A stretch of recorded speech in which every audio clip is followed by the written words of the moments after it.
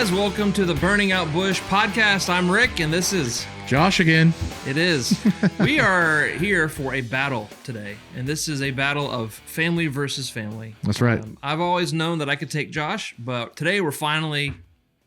I was like, where is he going with this? I mean, there's always a stab at me. No, I'm kidding. No. I'm kidding. I probably couldn't take you, actually. I would have to plead like the outsmart, you know? Like you can outmuscle, but that's not what we're talking about at all. We're not even talking about... Well, you know the movie City Slickers? I think it was City Slickers where like they're standing up on the edge of this hill or whatever, and they're watching two bulls fight, and they're like...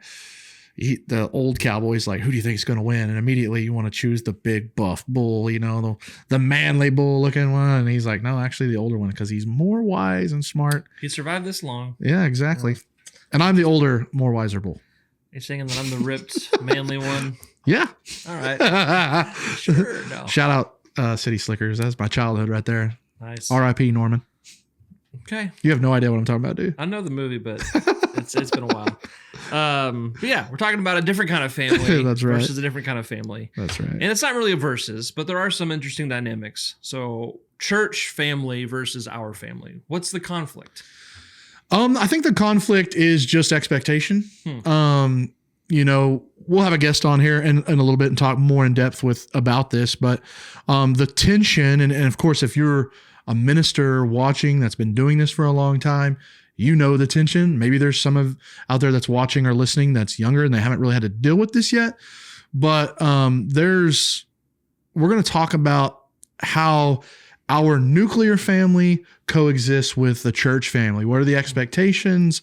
You know, what's expected from both parties? Because whether we want to admit this or not, there are expectations from both parties. And it is a tension that if you plan on getting married and having a family, or you already are in that area or stage of life, this is a tension. You know exactly what we're talking about. How much time, where do I juggle with each one of them? So I think that's where we're headed this episode. That's a good way to say it.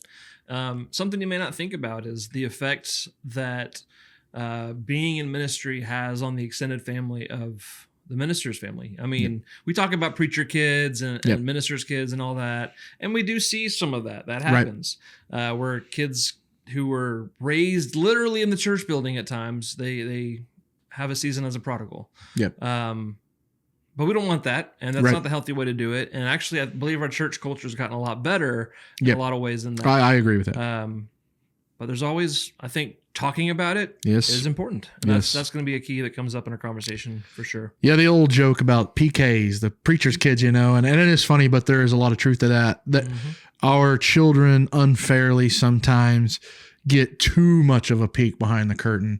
They see how maybe Miss or Mr. So-and-so treated their dad, or how a leadership has treated their parent, and even though in the grand scheme of things, it may not have been a big deal, but for a child to see something or hear something, and unfairly, a lot of times that's our fault as ministers. If we're not careful, we are just as bad about taking work home as anyone else, any other profession. And so, but that's stuff we're going to talk about. Yeah, it's different, I guess, when taking work home with you is the life and spiritual drama of other people. That's right. Or just the care, you know, for souls, and it's difficult. Absolutely.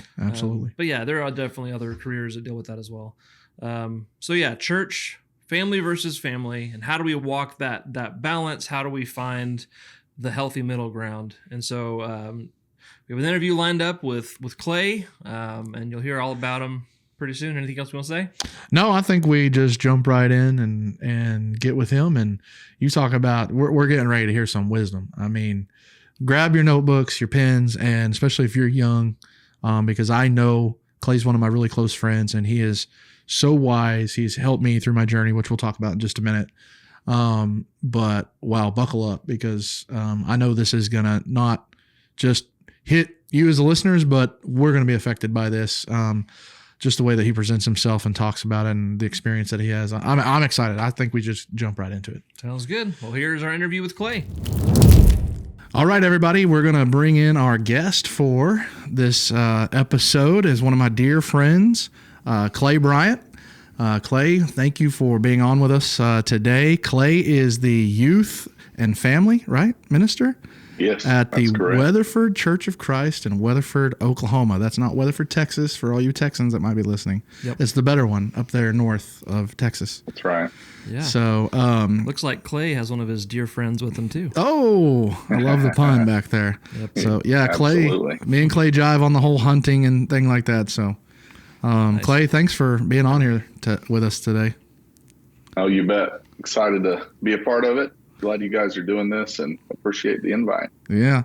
So we've talked a little bit about our history and how we got into ministry and the calling and all of that. And when I first started in youth ministry, one of the things that my eldership group wanted me to do was find some guys in our area. So Central Oklahoma. And at that time, Clay was in a congregation in Midwest City.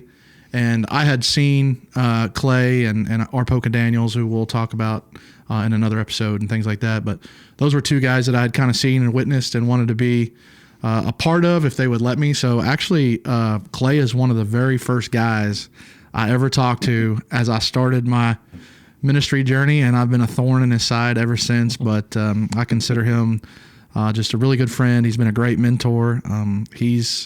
You ministers will understand this, that there's a couple of guys that you can call and vent to, and Clay always lets me speak from the heart, and he always has a great wisdom, and I value our friendship, and I'm so excited that you're a part of this episode today, because I think when I look at how ministers handle the separation between family and their ministry at church, I think Clay is a standard in that, at least in my perception. So I really appreciate you being that for me in my life, Clay. And this is Rick. I know you two haven't got to meet. Well, not officially. Yeah. My first introduction to Clay was at NCYM a few years ago, because Clay's royalty, man. He won what is it, the Big Dawn Lighthouse Award? Like that's a huge honor, and got to hear a lot of your former students bragging about you. So that was really cool. Yeah, that was a pretty big shock for me, but a pretty cool experience that I'm still blown away by. Just very fortunate to know both of you guys, and Josh. I mean, I remember all that like it was yesterday, with you coming alongside us and jumping in with our groups and camp and retreats and other things. Ditto to everything you said. Appreciate you and very much value your friendship and our relationship. I'm excited to do stuff like this together. Yeah. Clay's kind of also like separate from ministry. He's kind of like my sports tickets, like especially OU. He's kind of like my ticket junkie. Right. So He's your guy. yeah, when I got the itch, I'm like, hey, you got any football tickets? And he's like, yeah, and they're gonna cost you. So I'm That's right. But he gives me a good friendship deal, so I can't complain. Good. Nice.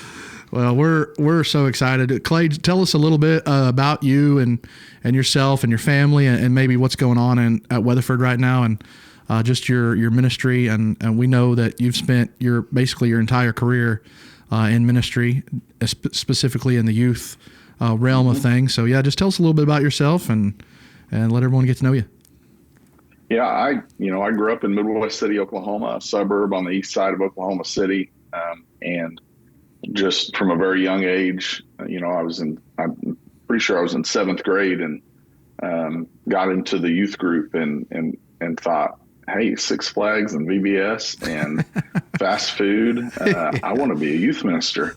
That's right. But I was blessed, very fortunate to grow up, go through the youth group, that stage of life with an incredible youth minister of my own, Deke Benton. He shaped me in my life in so many ways. And I kind of just feel like I always knew that's what I wanted to do. And there was a part of me that, as I got into ministry early on, I always thought, well, someday I might want to preach, or I might want to do something else, some other type of ministry. But the longer I go, the more fortunate I am, or the more fortunate I feel. And I feel like I love what I get to do. It's the greatest job in the world.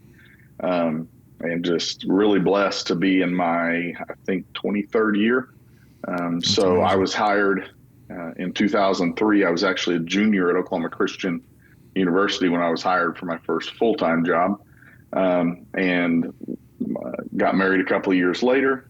Was fortunate to work there at the East Side Church of Christ in Midwest City for a little over 13 years before we moved to Weatherford, Oklahoma, about 9 years ago. Yep. And so it's been a lot of fun. It's been it's been such a blessing. I never thought about doing anything else, never wanted to do anything else. And I'm just so fortunate to be able to do what I love to do and to be in a good place and serving alongside a great congregation.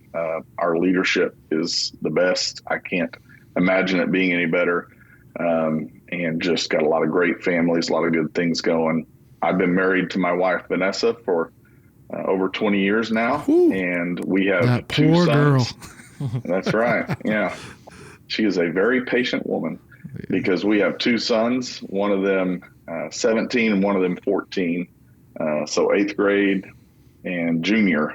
Yeah. And both of them very much into sports. We are a sports family. My wife likes sports as much as I do. And so that's a lot of fun, but we're in a little bit of a crazy season of life right now, right in the middle of basketball season, and junior high on Mondays and Thursdays and high school on Tuesdays and Fridays, and then tournaments in January and February. And so it's a lot, but it's a lot of fun and we're enjoying every moment of it. Yeah. I can speak for his family. They are just a gold standard family in my eyes. I mean, we'll talk about wives throughout the year and how they kind of get thrown into the ministry mess sometimes, but Clay really does. You have the perfect youth ministry wife. I mean, I've seen her get in the mix with him, and the relationships I've seen her build with young ladies over the years, especially, is pretty special. She goes to camp with him. I mean, she does a great job. And I think we would all agree that we're good ministers because we have good support systems like that from our spouse. I mean, they are the epitome of the helper that God intended for us in the very beginning. For sure. And my wife actually, sorry to cut you off. No, you're good. My wife, she grew up in a really small Western Oklahoma community and a smaller church, and she really didn't have much of a youth group. Yeah. Definitely didn't have a youth minister. But for whatever reason, when she went to Oklahoma Christian for school, that's where we met. She had in her mind, I think I want to marry a youth minister, and so it's perfect. I found the right one. There's no doubt. Yeah. Well, that's what you do when you go off to places like Oklahoma Christian or Harding. The men are going for degrees and the women are going for their Mrs. degrees. Yeah. At least that's the old joke anyway. But, man, thank you for sharing. I'm glad that you're on with us and you're a part of this. When we started this whole podcasting journey, it was, do we want to have guests? And we were like, absolutely. And as we started kind of ironing out our episodes, we knew like immediately this is the person we want to have on for this episode. And so I've had you pegged for this moment for a while. And what I've seen, and me and Rick have talked personally about some of the things we see on the social media support pages for ministers. And one of the things that we noticed were the struggles that guys have balancing family life and church life. Mm-hmm. And so I think you will have a lot of great things to say about that this afternoon. But like I said, we're glad that you're on. And when we talk about the whole, basically we frame this to be the family versus the family, right? Because we have our ministry here with our church family, but then we have, in my opinion, the most important ministry we can have at home with our wives and our children. And so, when we say family versus family, this resonates with a lot of ministers because this has been the tension or the struggle that ministers have lived in for so long. Yep. How do I manage this? Because you are pulled from both directions, and your family expects something, and your church family expects so much of you as well. And so whether that's fair or unfair, we chose that life. Right. And so, but I do think it's important that we talk about it because there are so many, especially new people that are breaking into ministry that maybe don't realize it now, but this will become a hard thing as they continue to mature and grow older and get married and have children. And you're just being pulled in so many directions. But what, Clay, I guess we'll just start there. I mean, when you think of your work there at Weatherford and the expectations that you have, and it sounds like you have some amazing leaders. We would say that here as well. We have an amazing leadership that lets us do what we were called to do. And but how do you, just when you hear that family versus family, how does that come to mind? Was there a moment maybe early on where the tension between your nuclear family and your church family just became undeniably clear to you? Yeah, I mean, yes and no. I don't feel, by no means at all do I feel like an expert here. Anything good that I have to share on this topic is only because I have a very patient wife, and a wife who is has always been very much involved and wanting to be part of my ministry, but also very focused on doing everything we can and should do to raise our family well. And so finding a balance there is, I mean, there is no cookie cutter way. Like, we all know that. We know the Bible never speaks specifically about anything like this, that you need to devote this number of hours a week to this one thing and this number of hours to another. I'd say the only, I've tried to think of this, and the only time that there was ever any real tension was, my first 13 years in ministry, we were living in a parsonage, and it was right next door to the church building, and it was a great blessing for any young ministers out there. I would say, that if you have that offered to you, that can be a great thing, but there are also some things you need to be aware of if you're living in a parsonage. This is the total side note. It's if you don't handle that the right way and handle your finances the right way, that can hurt you in the end. That's in a big way. Yep. But there was one occasion where a lady at church approached my wife and said, "We need to use the church's house for a shower." And I don't remember if it was a wedding shower, a baby shower. And I remember my wife coming to me and telling me about it, and she was just blown away and hurt.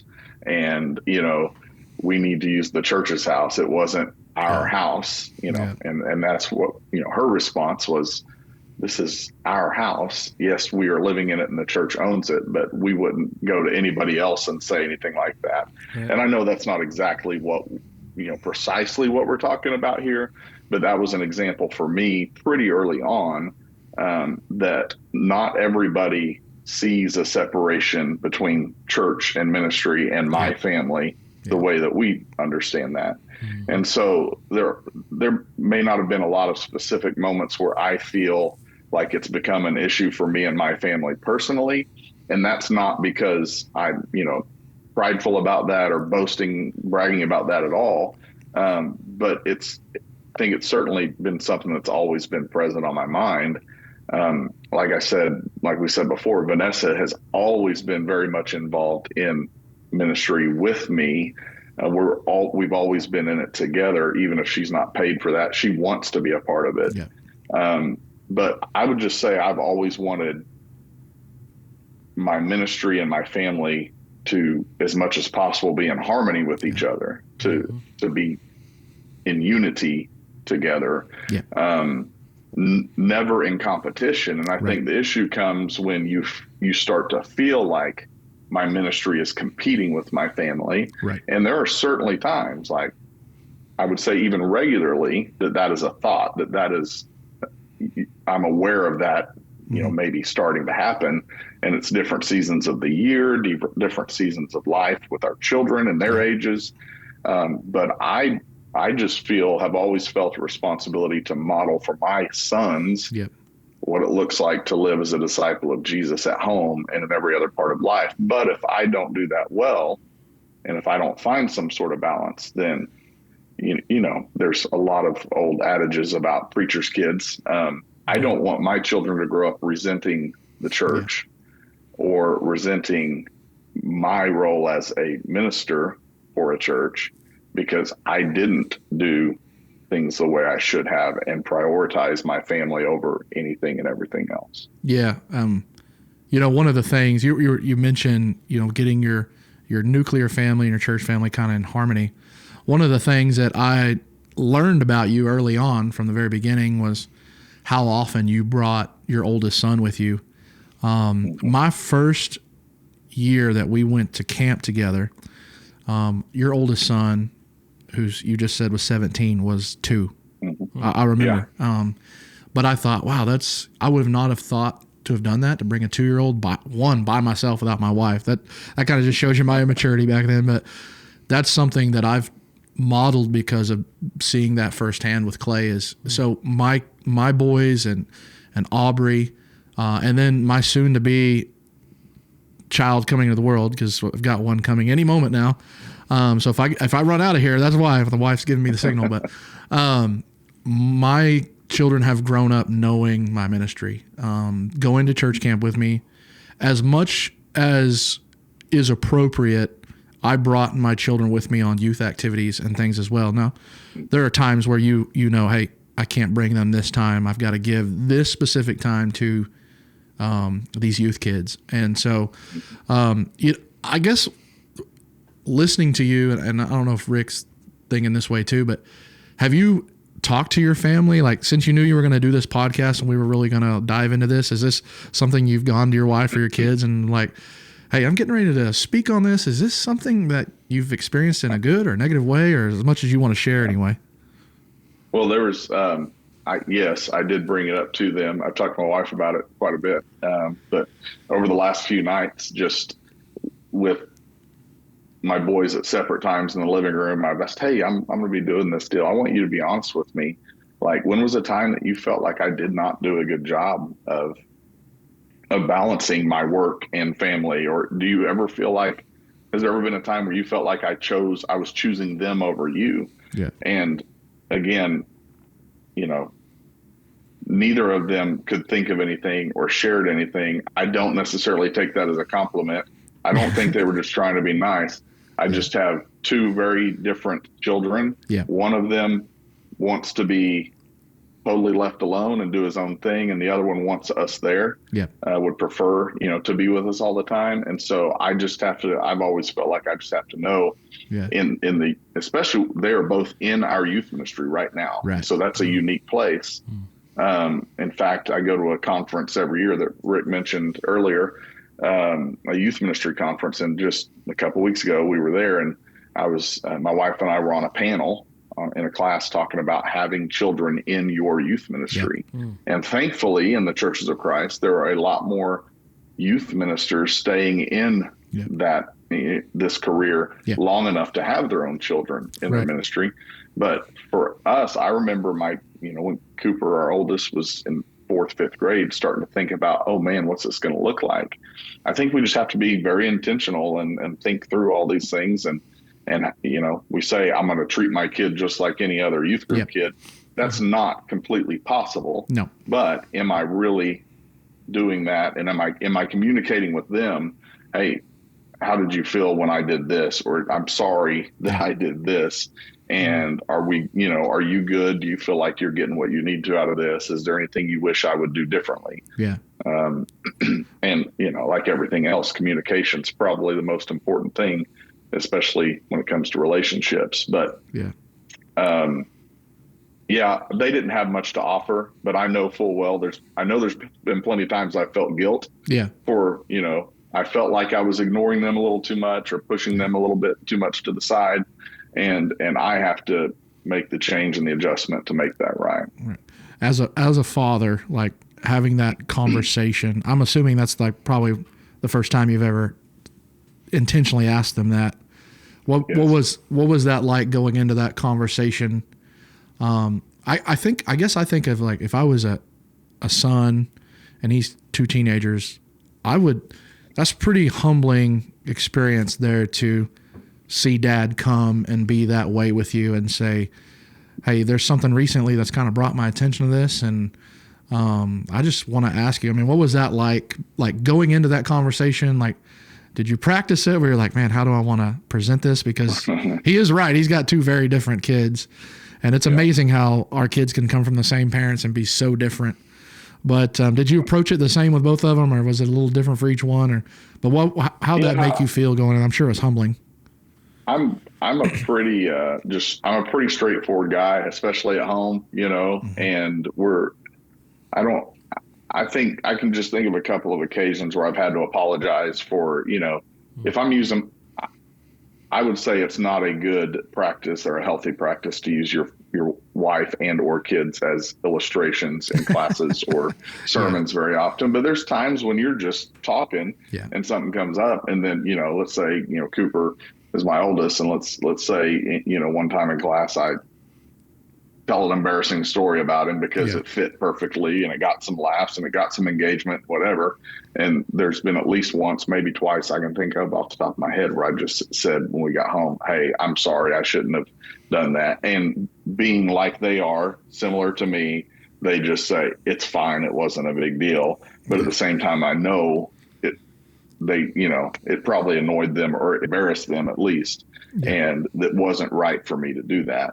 And so, I don't typically get nervous about those conversations because they know how I am and I know how they are. And so I just want to make sure I'm being intentional about jumping on it as soon as it happens and not building a habit of doing these kind of things and them thinking like, well, he doesn't care if I like it or not, or, he doesn't think it's a big deal. So if it hurts my feelings or makes me hurt, so what? And, would never want it to be anything like that. Right. Oh, yeah. Do you have something, Rick? I was going to say, I'm curious. I want to jump to the question we have about church leadership. That's exactly where I was getting ready to go. Yeah. How do you approach conversations with your elders, your deacons, search committees, whenever you've been through a job search, which sounds like it's been a while since that, which is awesome. But how do you make sure that your family's needs are understood and respected without feeling like you're creating additional burdens or like you're not committed, I guess? Yeah. Mm-hmm. Well, I would say, I'm in my working for my second congregation. I've been through the interview process a couple of other times. And I think the main thing that comes to my mind with this is you ask anybody, not just ministers, but you ask any Christian in America today, list your priorities. What are we all going to say? God, family, work, or God, family, whatever else. We all say that. And churches will say that that's what they want when they're looking to hire somebody. And I've been very fortunate. I have no gripe or complaint in this department with the leadership I have worked for. Right. So let me say that right up front. I'm not trying to throw anybody under the bus. I'm just trying to be realistic with this. Right. When it comes down to actually putting that into practice, or after a few years go by and you're actually having to make decisions about balancing your family and your work, do they really mean that? And I think the answer is, in a lot of cases, not really. Because we all say that, but not all of us practice it well. Right. And so why would it be any different with them and their expectations of us? Right. Like I said, I think the best example for me is we're a sports family, and in my context, the way that we're set up here, I have two youth elders. Mm-hmm. A couple of years ago, I was at lunch with another elder who's not a youth elder, but we were just going to lunch, catch up, hang out, talk a little bit, and he was asking me about my boys and what they had going on, and we got to the sports talk, and he had a son who played high school basketball, and we were talking about how crazy summers are, and you get into travel ball and all this stuff. And we've always been very big on, we're not missing Sundays and Wednesdays. We're not, this is the priority, not this. And we do the best we can. And there are exceptions from time to time, but he just flat out said, what are you going to do when he's in high school? And he needs to be playing in the summer. And he needs to be at that practice, and he needs to be at that game. And I said, I guess we're just going to do the best we can to figure it out. Mm-hmm. But my thought is, I don't expect any other youth group student to be at every single event. Right. So why should I expect my children to be at every?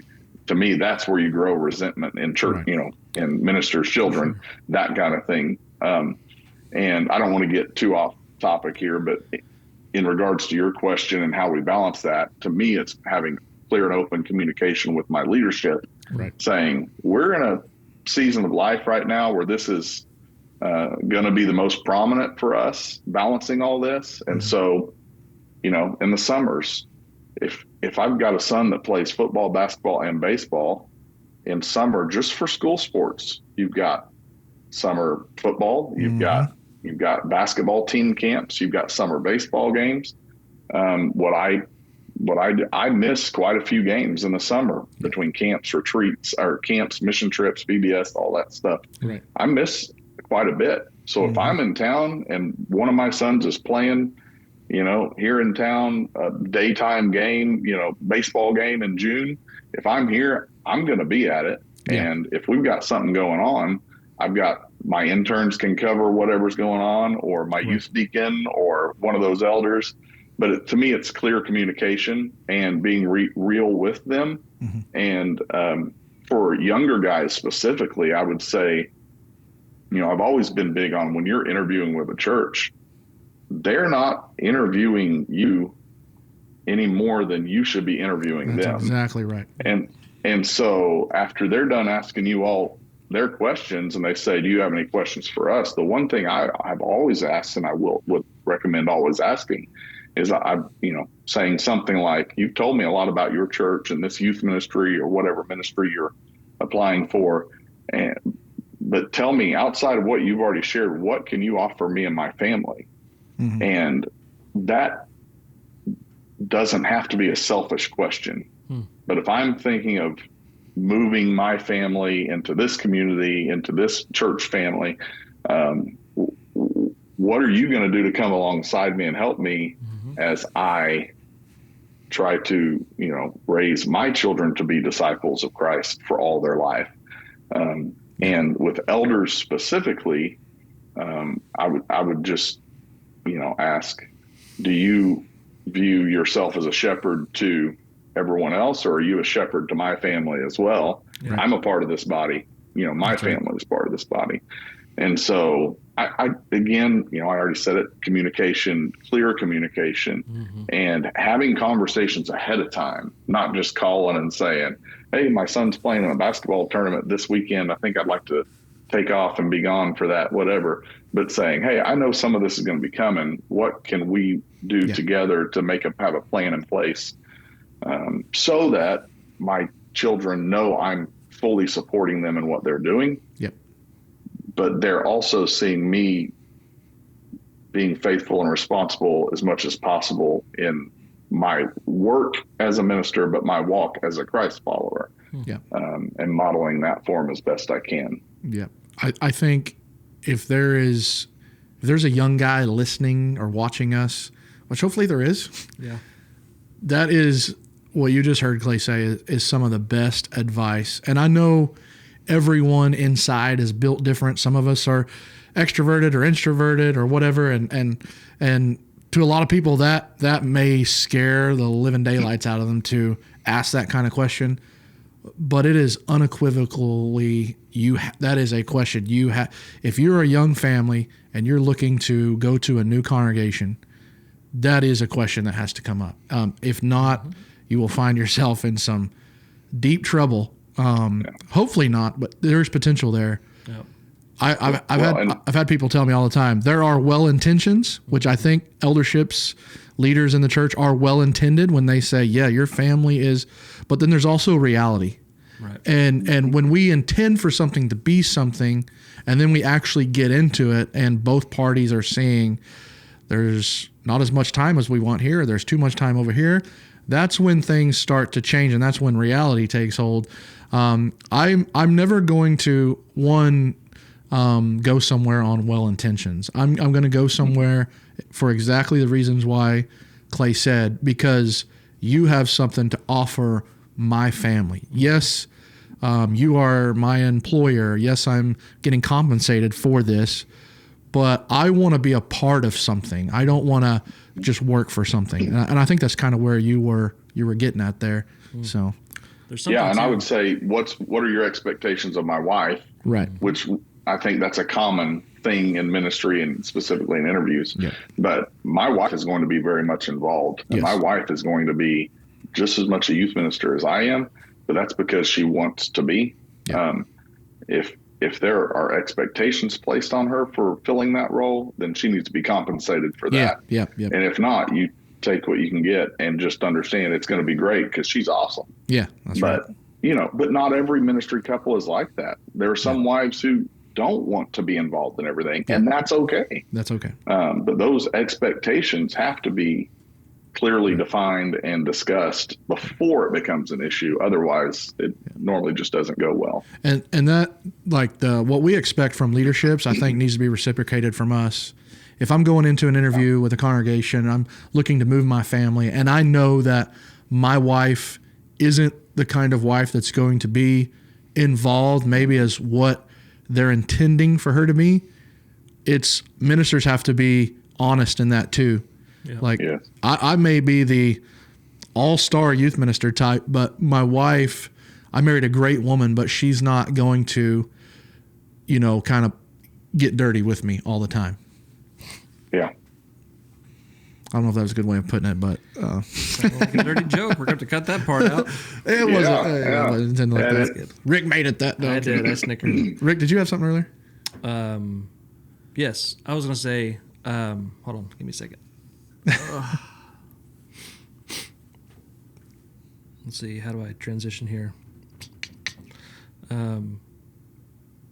It's interesting talking about spouses. I feel like there's some connection between like a church size and their expectations out of a spouse. Smaller churches, they expect a spouse who's helping all the time, and not saying that larger is better, because it's not. Yeah. But it seems like the bigger the church, the less expectations they have. Has that been y'all's experience? That's been mine. I mean, Clay has been. You've been a really good sized congregations your whole career, as far as what I know. I come from a smaller church culture. I think we were talking about this recently. Prior to coming to League Street, I think the biggest congregation I worked for was like 125, 130. And when you're in those smaller congregations, you wear a lot of hats. And so in some cases, they can't afford to have more than one minister. So you become basically a Swiss Army knife. You're the preacher, you're the youth minister, you're kind of filling deacon roles, and in some cases elder roles. You've kind of become senior pastor. The senior pastor. No, so yeah, I think it does different. Come into League Street because there is bigger, and I've told this to Rick before. A lot of times I'm bored because I have come from that small church culture, and I'm used to wearing all these hats, and now it's hard to teach a class because so many men step up and say, no, I want to teach. I want to do this. If I'm going to be out of town, I never have to worry about lining someone up to preach for me. One, I know I've got Rick, but even that, I mean, there's been elders that have preached for me. We have another young dad in our congregation who's just starting his family. And he's a wonderful speaker, song leader, and he steps up for me. So it is nice that in a bigger church culture, there's more people to do things. But at the same time, for a guy that's used to being the Swiss Army knife, it's hard to just be a pocket knife. Well, okay, so bringing this full circle too, like it seems the whole framing for this episode is family versus family, and it's not always versus. Right. The beautiful thing is when the church family can be your family, or they can come alongside your family. And so, Clay, I'm curious to hear as well from you, like, how have you seen the church family support your family? Yeah. But I feel like with the bigger church, that happens maybe less, or like at least they notice your spouse less. It feels like, like smaller churches, it's easier to be a family with a smaller church because everyone knows each other so well. But that's kind of like the negative thing with larger churches is maybe they expect more of your wife, but maybe at the same time they notice your wife less. I'm not complaining. My wife's happy. I'm not saying anything about that, but just a trend I've noticed. Yeah. So Clay, how have you seen the church family you're at support your family? Well, I mean, the best example I know to share refers back to, like I said, that conference on the panel talking about, being a youth minister with your children in your youth ministry. One of my greatest fears and concerns in ministry was, like I said, when my oldest son was getting close to youth group age, oh man, when I thought as a seventh grader or a high school kid, I want to be a youth minister. When I was in college studying ministry and Bible, I was never thinking, what am I going to do when it's time for my kids to be in my youth group? Those are just things you don't think about. And so you start thinking, well, there's a lot of pros. You would imagine there's a lot of perks and pros to that, but there's definitely some other things you got to be, aware of and on guard about. And I remember being terrified of what's this going to look like, how's this going to play out. The one thing that, and I don't remember if someone told me to do this or if it's something that God told me through a whole lot of prayer or what, but the one thing I did that ended up being, I look back on and I think it was the best thing, was one of my biggest worries was every other kid in our youth ministry that is, somewhat active, involved and around, as I had the opportunity, every other student has an extra adult in their life that is trying to come to their games and their concerts and seeing them at school and seeing them in Walmart or, wherever around town, and like just always looking out for them. And they know they have this extra adult in me, and I would say adults in me and my wife, pouring into their lives, pouring into them. And if you've done much reading as far as youth and family ministry goes and the staggering statistics about kids leaving the church, one of the sticky faith things, the sticky faith book from several years ago, one of their big things is when a student has multiple outside adult relationships outside of just mom and dad, the statistics of them remaining faithful after high school are just, it's so much better. So for me, it was a concern. My kids aren't going to have that. It's just dad. Right. And so what I did, and in the end, I really don't think I needed to, because these guys were going to be doing it anyway. But I just went to a few of my close friends and said, just kind of explained, hey, this is what I'm feeling and what I'm nervous about. Mm-hmm. I'd like to ask you, would you mind like being that extra person for my son, going to ball games, talking to him when you see him on Sundays and Wednesdays, just showing interest in his life. And I don't expect you to be at everything, nothing like that. But I talked to a few guys about that, and it's like, I've got half a dozen guys that are at their ball games that are always, supporting them. Yeah. I know that when our preacher actually used this as an illustration in a sermon not long ago, when his daughters got phones for their first cell phones, the first thing he did was started putting in contacts of people at church, because he knew at any point they could text or call these people and they'd be there for him. And that's been my experience, is that we're surrounded by a community of people who, yes, are good friends of ours, but on their own are making an effort to be a positive outside example influence in our kids' lives. Yeah. And I don't know if there's anything better I could ask for as a minister concerned about their kids. I just feel like we have a lot of that, and that's as good as it gets. Yeah. And so when I feel like my family is being provided for and cared for like that by my church family, good. I mean, like, I don't know how else to say it. I it's a whole lot more. Yeah. Couldn't ask for any more than that. It's funny you say that, because that's always been a concern of mine. And it's actually one of the reasons why I got out of youth ministry. Clay mentioned earlier that, he's been in this long enough that now his son's in the youth group. And I experienced that too with my daughter. Her 7th, 8th grade year, I'm her youth minister, and I thought that was cool and awesome that I was going to get to be my daughter's youth minister. I never saw that and never planned for that in my life. Mm-hmm. But after a while, I thought it kind of scared me, because for those exact reasons, like, I don't know. I mean, I want to be her youth minister. I want to be the guy, but I also need to be open and humble enough to know that she needs someone beyond me. She needs more than me. Yeah. Yeah. She needs support. And so that intentionally, that's one of the reasons why, I was kind of falling in love with the idea of being in the pulpit anyway. And so that kind of probably rushed it a little more than I wanted to, but, I miss youth ministry, but at the same time, my daughter has gotten to experience other guys, and women in her life. Again, I'll mention Arpoca has always been good with my daughter since we've moved here to League Street. One of our elders, Kirk Reams, I guess it helps that his son is dating her, but even before that, and from jump, he was good with my family, and he comes to one of my 8-year-old son's basketball game, just shows up. Our children's minister, Angelica, has done that for my children. She eats with them during the week. She comes to their games. Of course, Aubrey, gets here and she is in Rick's youth group and she has that experience with him. And now he's transitioned up to this young adult role and she's in there with him again. And not up. Yeah. Not up. Yeah, not up. Yeah. Right. It's over. I felt that for sure. But I just look at my family. I'm like, I don't have to be that guy. I can just be dad. And yeah, I'm going to set an example the best I can at home, but they have some spirituality outside of me. And I think that's so important. And even like when we moved here to League Street, my daughter had to stay back in Oklahoma for a few months and finish her schooling. She was in a program to get her CNA. And one of the families that she had completely fallen in love with while we were there, who we're naming our next son after, by the way, they meant so much to us.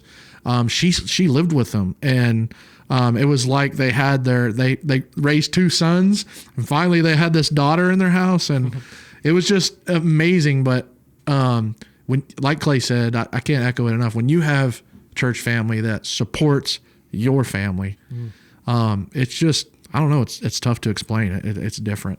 It's good. It's a beautiful thing. It's the way it's supposed to be. Yeah.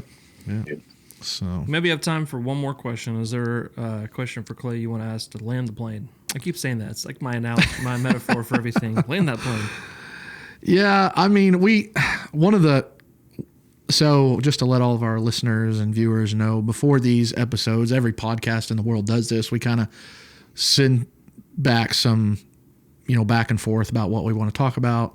It gives our, guests like Clay an opportunity to see what we're about to discuss. And one of the things you brought up that you really wanted to talk about was the whole concept and idea. And you've touched on this throughout this, but that whole guarding your family, when we speak about guarding our family, what does that practically look like in the day-to-day life of a minister? Is there a specific,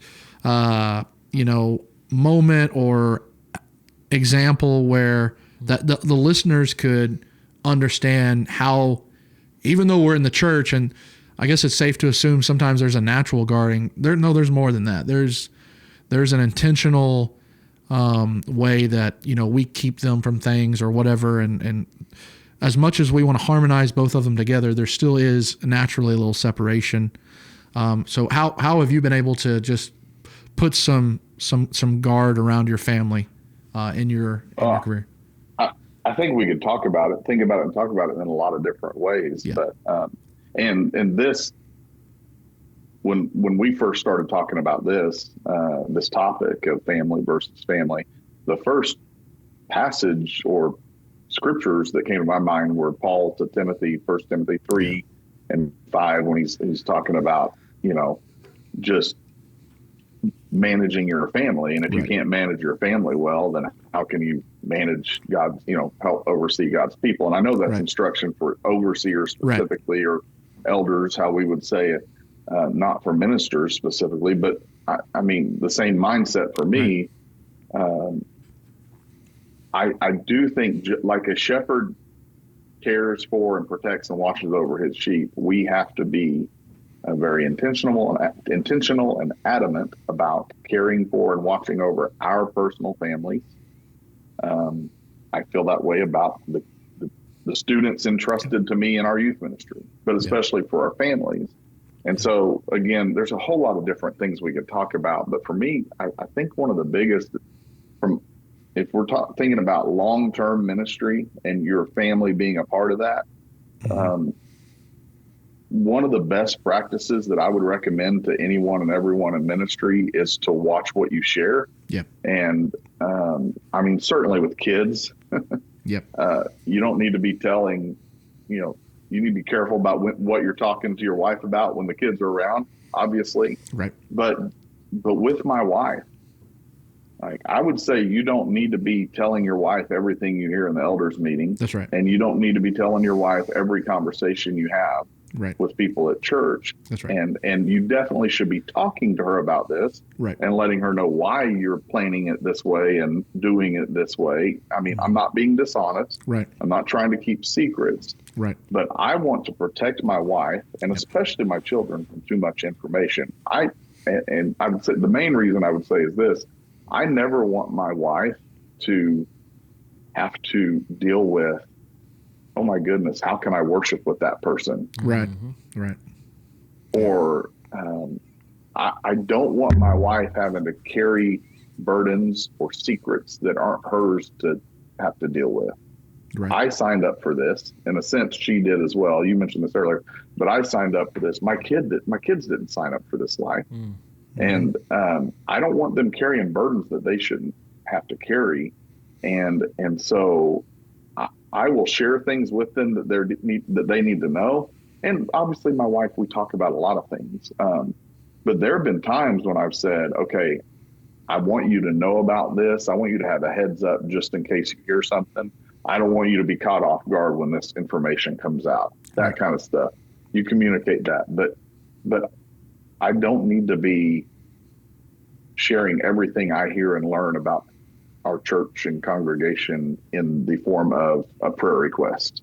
I don't want that to sound wrong, but I don't want my wife to be caught off guard. And so I'm going to share certain things, but I'm not going to share everything. Right. And for me, the biggest motivation for that thought, for this thought, and for other things that we could talk about as well, I think my biggest motivation is when my kids are grown and they're looking back on their childhood and their adolescence.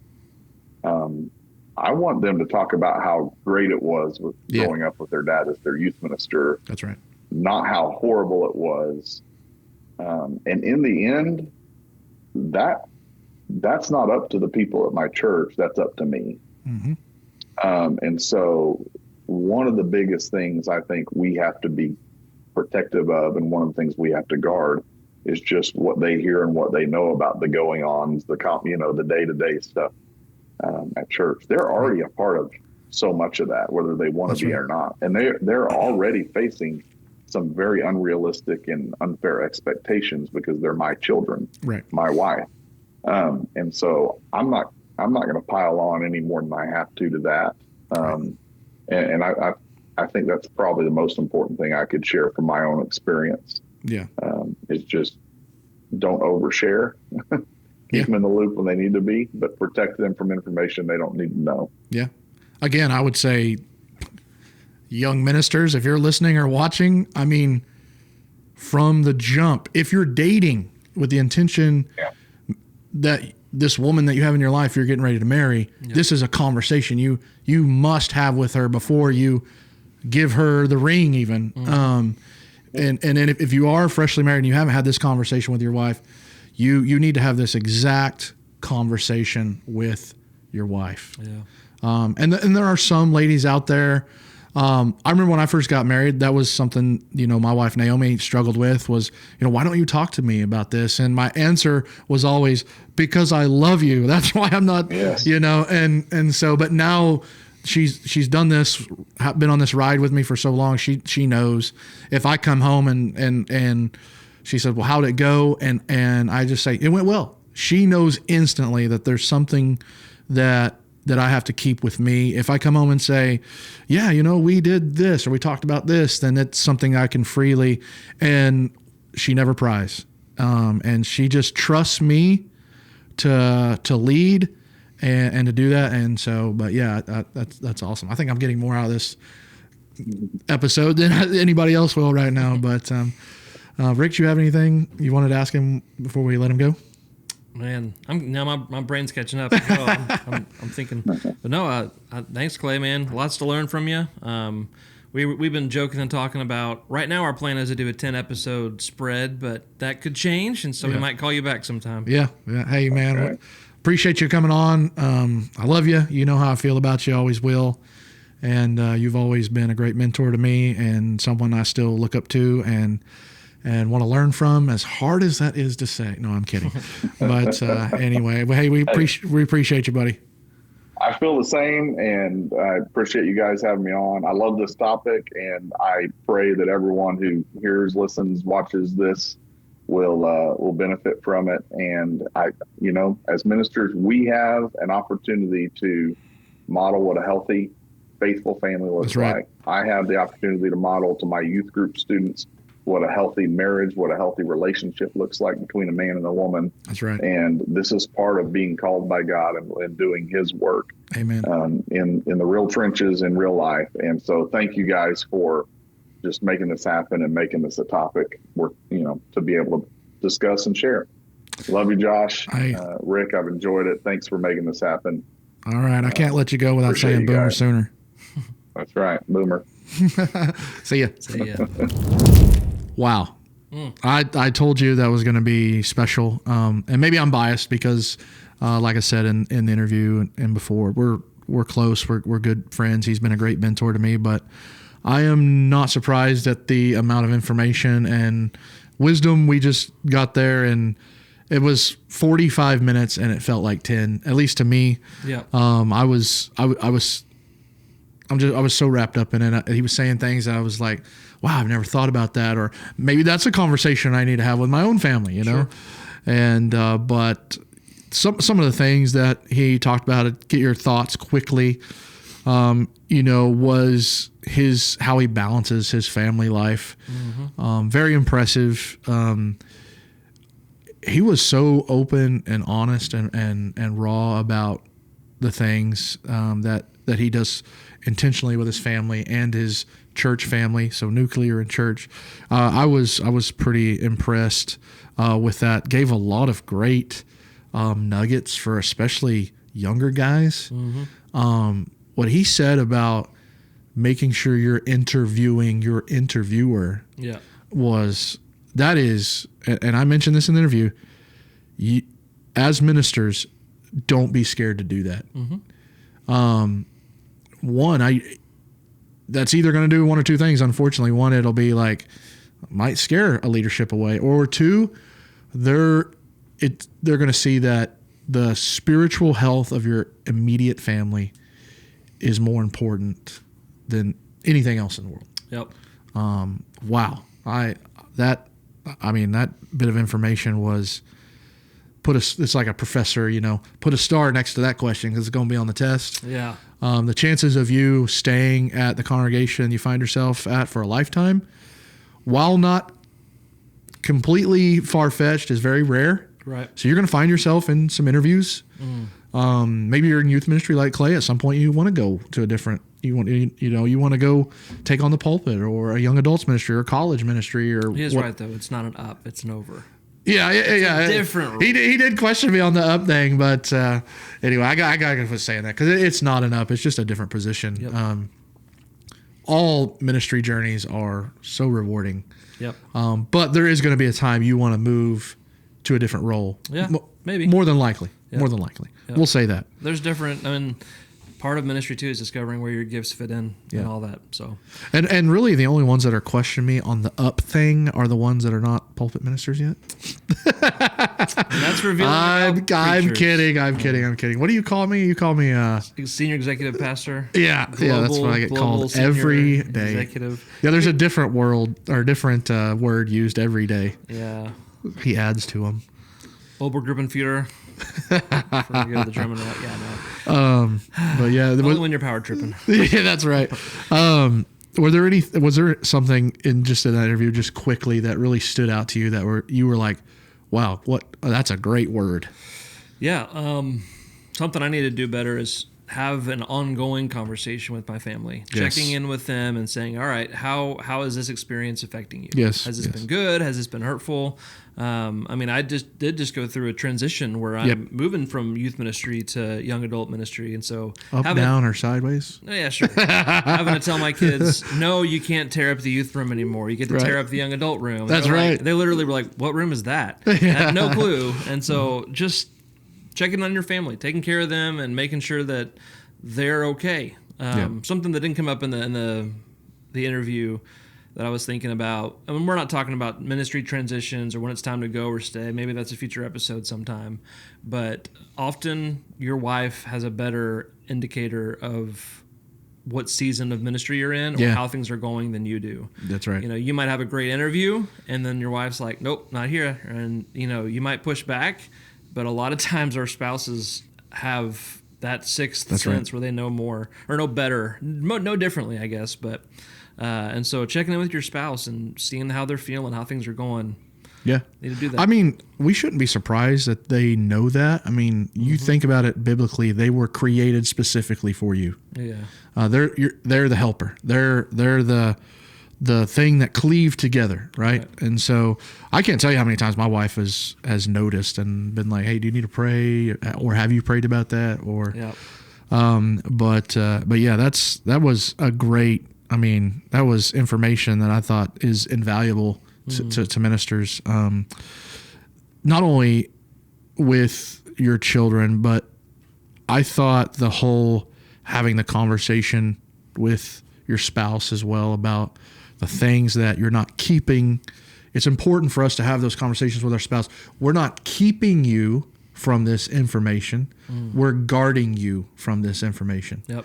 And you know, he gave some really good stuff about, because we're human, it would be hard. And I think it's hard for us to grasp this because we're in the mix, for our wives to hear about something. And we'll be honest, our wives hear more. If we're not careful, they can hear more negative than they can hear positive from the experience. And so I've never thought about how my wife may look at someone that they perceive hasn't treated me well. Yeah. Now, my wife is very non-confrontational, so I know she's not going to be the type of wife to go up to so-and-so and say, "Listen here." But let's be honest, some of us out there, we have wives that would. They're ready to go to war for their husband and put on the armor and, who do I got to punch, you know? Yep. Don't do that. But yeah, I mean, that was something like, I was like, I took the same as you. I was like, man, I want to go home and have this conversation with my children. Now, I'm not going to go home and have this conversation with my 6 or 7 or 8, 9-year-old, or however old your kids may be. But my teenager, like, I have a daughter who's 19. It's a question I've never asked her. And I thought about that during this interview, was like, when I go home, I'm asking her this, like, do you feel like I've almost cheated you in some way, or chose others over you? And which, by the way, I have an amazing teenage daughter. She's amazing, but it's also a question I want to go ask my wife. Yeah, the kids are one thing, but I want to go ask my helper, like, do you feel like I've ever not chosen you first in this ministry? And I'm scared because I know if I was her, the way I would answer, especially when I was younger. When you're younger, and I think this is any career, not just in ministry, but when you're starting out and you're getting your feet wet, man, it's turn and burn, baby. I mean, we're trying to, our whole idea is provide. And so, yeah, I know my wife will handle that conversation in a great way, but I also am scared because I know I have probably failed in that area. So, well, I feel like we mentioned this. No, we're going to mention this 7 episodes from now. Sometimes we record episodes out of order, but right. Failure is the greatest teacher. That's right. So we learn from our mistakes. We keep going. So if you listen to this and you're feeling convicted or called out, let it be a learning opportunity and keep moving forward. That's right. You can fix things. I'm in the process of getting my master's degree right now in Christian leadership. Yeah, awesome. And I love to remind Rick that just in 11 weeks from now, I will be the most educated on our staff. Yep. You saw the deep breath there. And anytime Rick moves his glasses, no, I'm kidding. But so what's funny is in the class I'm taking now, it's called decision making. And it talks about you need to be willing to understand that you could be wrong and not have all the answers. That's kind of what reminded me of that. I've been telling you that for a long time now. Yeah. The best leaders are the leaders that it's not because they have... They're not good leader. Being a good leader doesn't mean that you don't fail. A good leader is someone who has failed and use that as a way to propel forward. So I would say, if I don't feel like we've been on this young minister kick, that's not really what we're doing here, but you better learn to be open to not being right.